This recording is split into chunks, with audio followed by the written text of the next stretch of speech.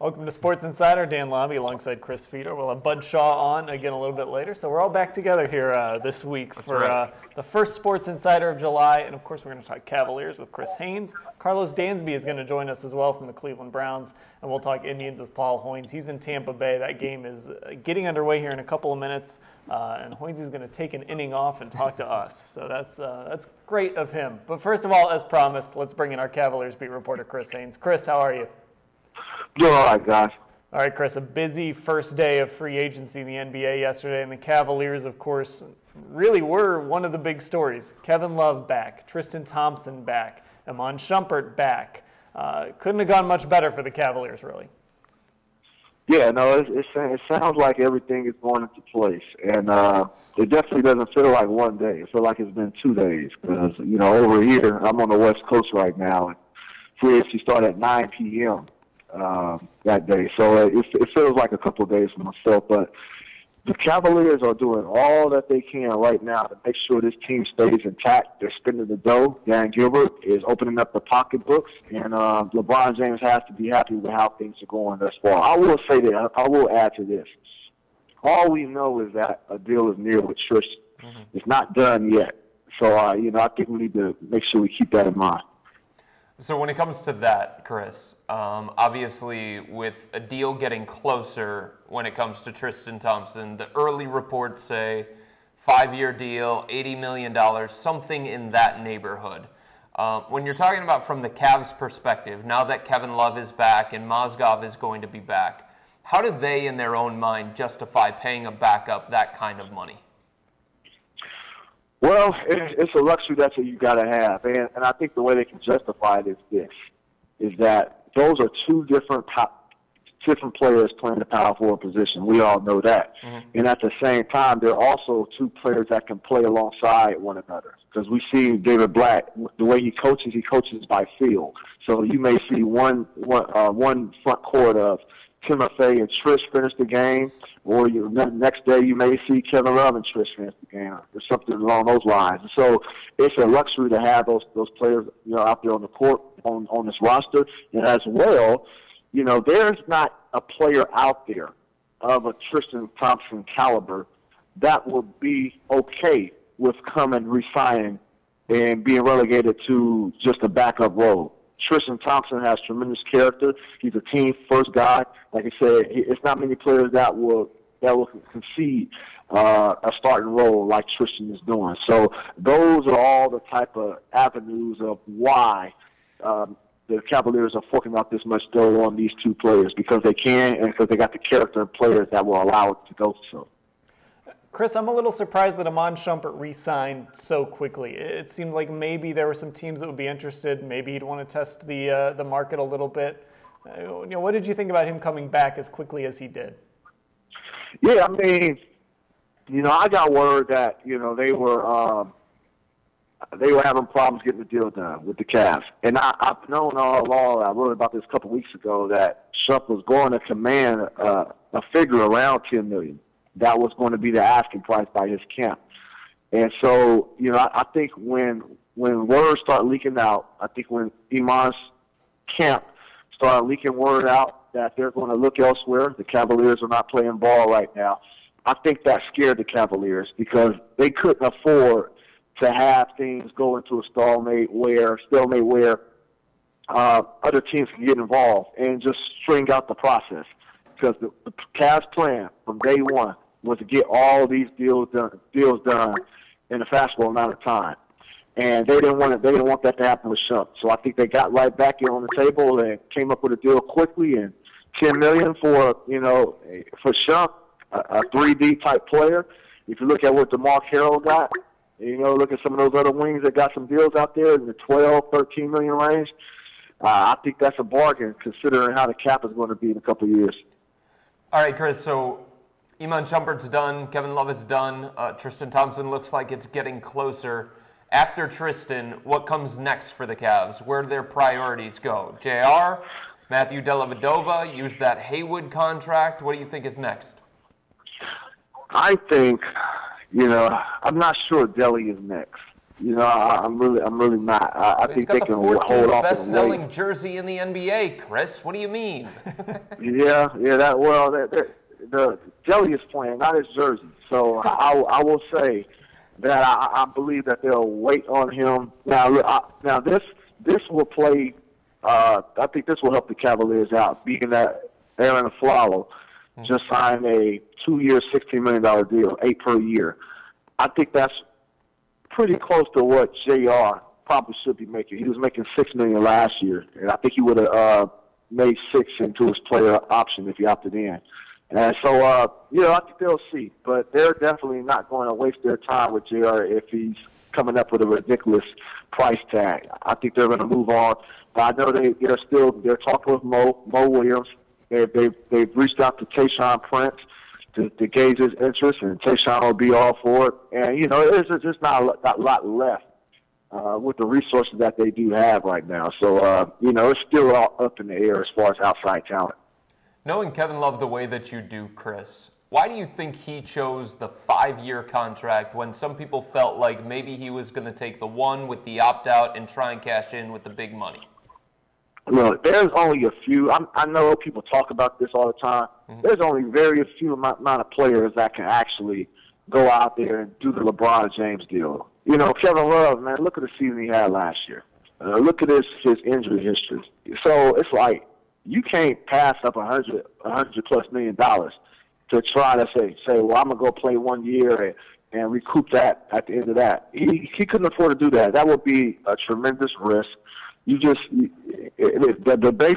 safe bet was for him to see the money on the table and take it right now. See it, take it, and run. And I think that weighed heavily on his mind.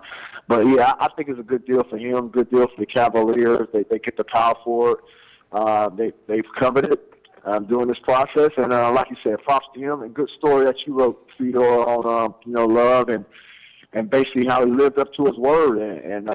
And he could have held out and spoke with other teams and did the whole process, but he did stay true to his word, and he's back in Cleveland. Thanks, Bud. I appreciate the comments. I'm just trying to fit in. You know me. Last question, Chris. Brendan Haywood's contract. What's going to happen there? I think they have to get a player in return. When I mean a player, they have to get an impact player in return for that shit. That's the problem. That's what's taking so long right now. Is there's teams out there willing to throw out a couple future first-round picks, but I think the Cavs know that LeBron James wouldn't be pleased with that. He wants an impact player, somebody's going to help right now. And look, the Cavaliers are doing all that they can. They are working tirelessly from sun up to sundown, trying to keep this team intact and also trying to improve it. So you guys just let them go out there and do what they do, and just trust that they are going to eventually come through.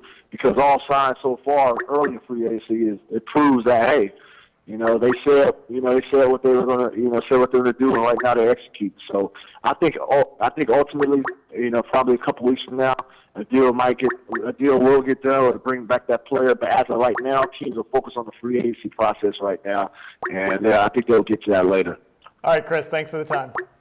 All right, take care, guys. All right, that is Chris Haynes, our Cavaliers beat reporter. And now we're going to go ahead and change gears. Right now, Chris, we're going to talk a little Browns football. As we have a special guest joining us here live on Sports Insider, Browns linebacker Karlos Dansby. Karlos, can you hear us?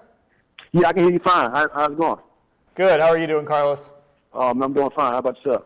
Doing well. Let's just start with this Browns defense as training camp. We're getting there, a few weeks away. There's a lot of talk coming from your teammates about how good this Browns defense can be. In your mind, how good can it be? Man, we can be great. We just got to apply ourselves. We got to continue to make sacrifices, man, and leave our egos at the door. If we do that and come together as one, we can be great. Karlos, when you think back to last year's team, the ups and downs that you had, you were 7-4 at one point and then didn't finish the season the way that you guys probably wanted to. When you think back on that team and that season, How are you going to remember that, number one, and what do you think some of the younger guys can learn from the struggles late in the season that they can carry into this season? Well, that's the thing. It's all about experience. Those games that we did lose, it was close games, except for like one or two. And those experiences, I think, can carry over. Guys know what it takes now. Like I said, we're probably one of the youngest defenses in the league right now. And like I said, those guys just got to grow, man. Just got to go through them experiences, and hopefully we can put it all together this year and finish strong, and not have those ups and downs throughout the season. A couple of those young guys, Craig Robertson, and then of course last year rookie Christian Kirksey. What did you think of those guys last season, and what do you expect out of them this season? Both of those guys are dynamic. Both dynamic linebackers. Both of them can play the game well. And I'm trying to instill everything I got in me in them. Allow them to play a little bit faster, and allow them to use their talents and be able to make plays all over the field. Like I said, they both students of the game, and they're just trying to learn. Man, they're trying to soak up much knowledge they possibly can. And like I said, I'm just trying to pour into those guys and help those guys become the best linebackers they can possibly be. You've got another addition on the defensive line, a big addition on the defensive line, in rookie Danny Shelton. How can a presence like him in the middle of that defense help the rest of the guys on the defensive side of the ball, like the linebackers, the secondary? What kind of impact can a guy like Shelton have? Hey, man, Shelton can have a great impact. With the way we played up front, the technique that we play with, man, it allows him to get off the ball, use his hands, and disrupt. And you see it around the league with guys that play in a similar system. Guys out in New York with the Jets. You got guys out in Buffalo. You see it all across the board, man. The guys are playing a similar technique up front. They disrupt plays. They don't allow the balls to come their way. And like I said, the Loaded Nautas of the league and guys like that, he can have that kind of impact early in this system. And I think he'll just continue to grow and just be a dominant force in this league. Another young guy a lot of Browns fans I know are excited about is Nate Orchard. What have you seen from him? His ability to get off the ball, and get to the quarterback. His fast rushes is definitely going to be needed. We're going to be calling on him early and allow him, put him in situations where he can be successful. Scheme it up for him and let him play football. You know what I'm saying? Let him be the best player he can possibly be within the scheme. And I'm trusting that the Coach O'Neill is definitely going to dial some things up for him to have early success, to allow him to be able to grow as a player and as a professional. Karlos, there's been a lot of conversation about Johnny Manziel and the season that he had last year. Some teammates said that he had to earn back the trust of some of the guys in that locker room. Did he have to earn back your trust as one of the leaders of the team? And also, have you gone up to Johnny and given him words of encouragement, words of advice? Has he kind of gone to you for those kinds of things? Oh, man, definitely, without a doubt. Johnny, he has to earn everybody's trust. Not only just, you got to believe in himself. You know what I'm saying? You got to trust yourself. You know, it was evident when he checked himself in. He had to trust himself. You know what I'm saying? He made that decision. So by him making that decision, it allowed everybody else to understand, like, okay, this man, he sees he has an issue that he can't deal with on his own. Mm-hmm. So now we have to rally around him and protect him, you know what I'm saying, in the way we possibly can, and be there to support him. And by him doing that, man, he earned everybody's trust in the building. So, you know, him coming in and going to work like he's been going to work over the OTAs and the mini camps that we had this offseason, it showed that his dedication is there. So, like I said, we're looking forward to him having a stellar season and helping our team win some ball games. Is it fair to say, Karlos, that you've seen a different Johnny Manziel this year? Oh, yeah, it's definitely a different process. His whole process is different. You know what I'm saying? The way he walk in the building, the time that he's putting in. Like I said, you got to respect it, man. You got to respect the game. The game will respect you.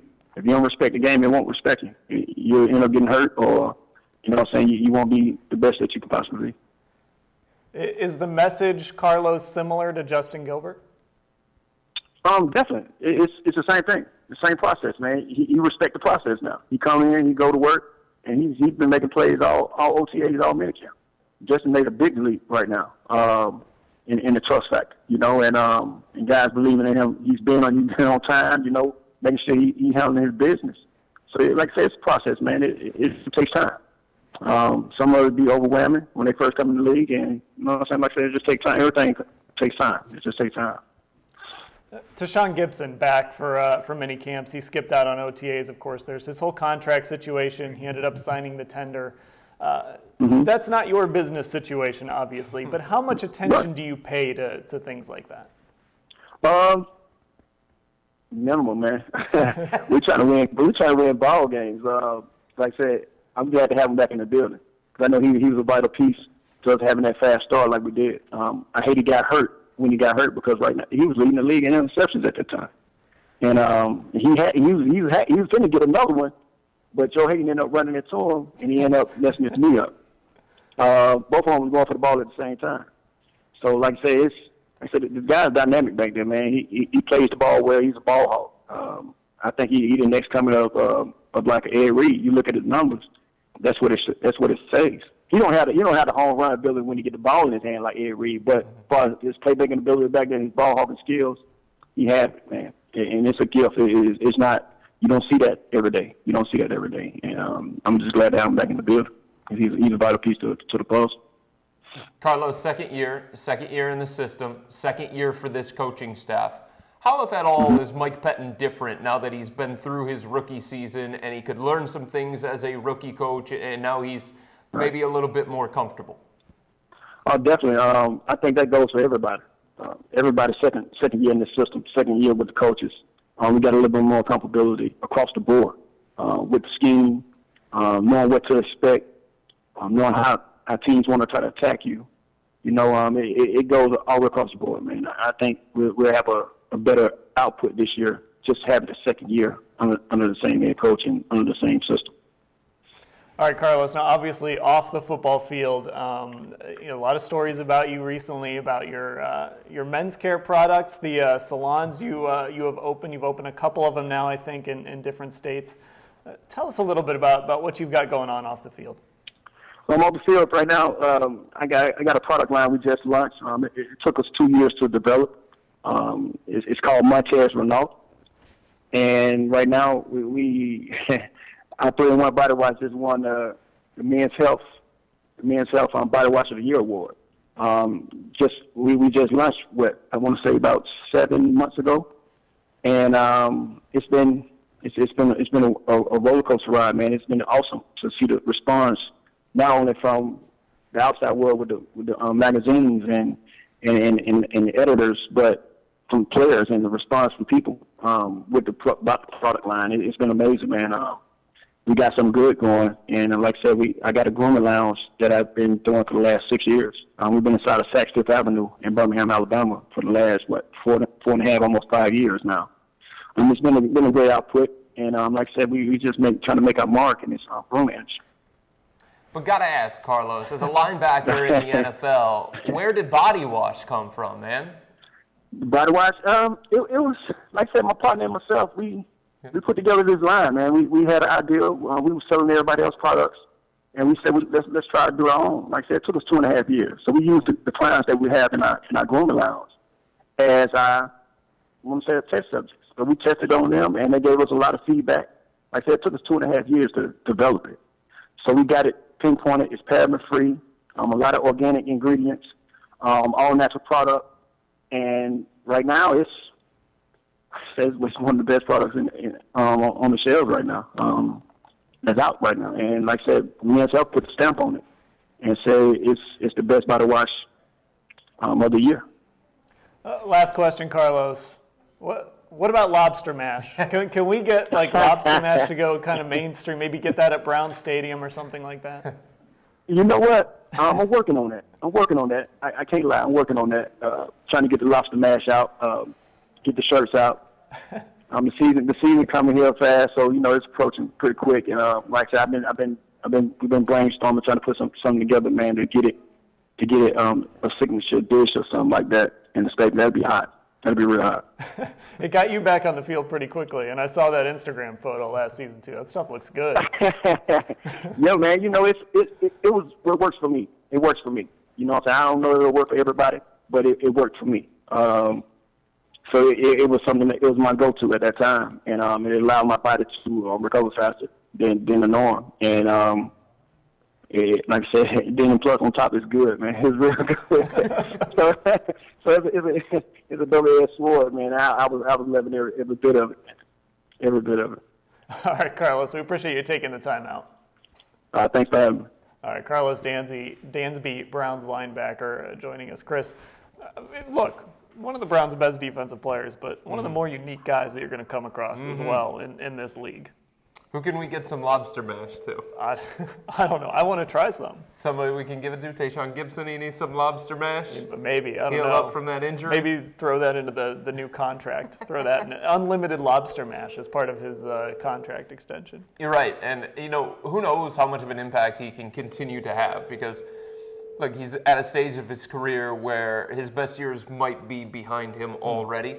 But I think just in listening to him talk right there and in talking to some of the players around him, you sense the kind of impact that he can have. And a lot of it is in the locker room. And there are guys, young guys on that defense, that are turning to certain guys and looking for answers from them, or looking from them to give them guidance. And he's one of those guys that everybody goes to. And it's really tough to put a value on that kind of thing, because for so long, Dan, the Browns didn't have a leader on the defensive side of the ball or the offensive side of the ball. And it seems like he's stepped into that role. Dansby, Whitner, Kruger, a lot of leaders on that defensive side. And as you start to bring in younger guys, that's important. All right, joining us now live from Tampa Bay while the game is going on, our Indians beat writer Paul Hoynes. Hoynesy, how are you? Good, Dan. How you doing? Doing all right. Hoynesy, this pitching in Tampa, we're talking perfect games, past 6 innings, a near no-hitter last night that was broken up by, a couple of feet maybe. If Jason Kipnis would have been LeBron James, he might have gotten to that ball. Where has this come from? Yeah, well, they've always, that's supposedly the strength of the team. And, you see, I think during the course of the season, you see flashes like this, and Cody Anderson, Salazar, and Carrasco last night showed you why this rotation was so well thought of going into the season. I just want to give you a little update here. Kluber's given up three hits and a run in the first inning, so the magic is ended, I guess. Did he not get the memo, Hoynesy? I mean, that's not allowed nowadays for the Indians. You're not allowed to give up hits until maybe the 9th inning. I know that they've got to break your heart, but this looks like business as usual for Kluber this year. Of all the guys, too. Yeah.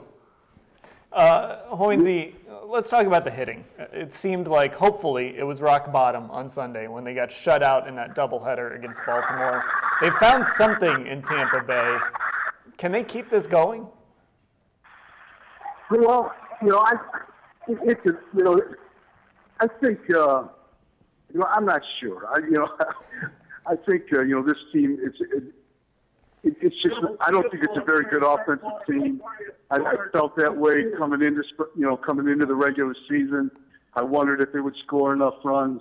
And I think, the key is, obviously Kipnis has had 2 great months, but you've got to get somebody behind him hitting. And it just seems, Moss had a good night last night, but he's so, kind of hit and miss, so to speak. And, Brantley, I don't think is 100%. You're getting some production out of, the cleanup spot with Rayburn and Murphy, but, up and down the lineup, you're just not seeing that consistent, bat in and bat out that this team needs to be productive. And, we've seen that for 3 games here. The question is, will it carry over? I don't know. They've been very, very inconsistent. Hoynesy, if you go back to the beginning of this series against Tampa Bay, Terry Francona had that team meeting. He sent a message to all of his players. What was the conversation like in the clubhouse that day? What was the message that Francona was trying to get through?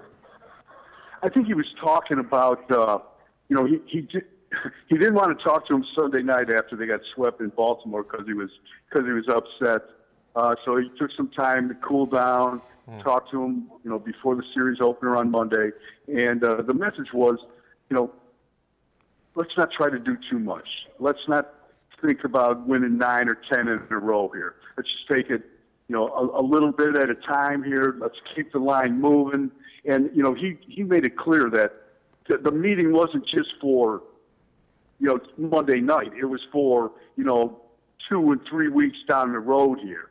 It was, it wasn't like a Newt Rockney, go out and win one for the Gipper. It was more like, this is what we got to do. It was just kind of a heart-to-heart thing. Hoynes, a lot of talk about Francisco Lindor. That's obvious. But Giovanni Rochella, he's played 20 games, 4 games he hasn't had a hit. Has he been a guy that's been on the Indians' radar for a while? Well, he's always been on their radar defensively, but it wasn't until last year where he had to, put together, a good season at AA and AAA that they felt he might be ready offensively to help at the big league level. And when Chisenhall struggled this year, they brought him up without too much of a hesitation, and he's held his own defensively. He's really fun to watch. Offensively, he hasn't done a whole lot, but he's able to kind of defend himself. As a rookie, he's not overmatched. He can hit the ball out of the park now and then. And he can go to right field, so he can stay out of trouble that way. I don't think you're going to see him in a long slump. He's got a 10-game hitting streak going into the day. All right, Hoynes, we'll let you get back to the game in Tampa. Thanks, guys. All right, Paul Hoynes, our Indians beat writer, joining us here on Sports Insider. Hey, it's time for Bud Shaw. Bud! Well, guys, thank you very much for finally getting to me. You're welcome. Patience is a virtue. Yes. Haven't you learned that over the years? I have, actually. The many years, Bud? Yes. We were going to tell Karlos Dansby to wait. Well, I know you went from a very interesting guy to Paul Hoynes to me, so there's an obvious pecking order here. Well, I'm not sure if I've ever heard Cleveland fans so positive as they were Wednesday, when they positively ripped the media for all the stories suggesting Kevin Love wasn't happy here, that Kevin Love, like Chris Fedor, didn't quite fit in, that he wasn't thrilled with how David Blatt used him this past season. I know for a fact that Cavs players were grumbling about Love moping around the locker room early in the season. And we also know that LeBron sent a message with his time to fit in tweet. The fact is, things got better for Love. The fact is, Love's up-close and personal look at the NBA Finals was a big part of his decision, as he explained in his Players Tribune essay. And who wouldn't re-sign quickly when the team that's re-recruiting you can offer you the most money and give you a chance to play with Matthew Dellavedova? Okay, sorry, LeBron James, I meant to say. The upshot of Love's signing and the news that Tristan Thompson and Iman Shumpert will soon follow led EPIG, E-P-I-G, to write, "Wait till next year has a different ring to it this time." And I would agree. You know what really has a different ring to it? Wait till next year, wait till the year after, wait till the year after that. This team is set up to be an NBA Finals team for the foreseeable future, and that's never been the case here with any team in town.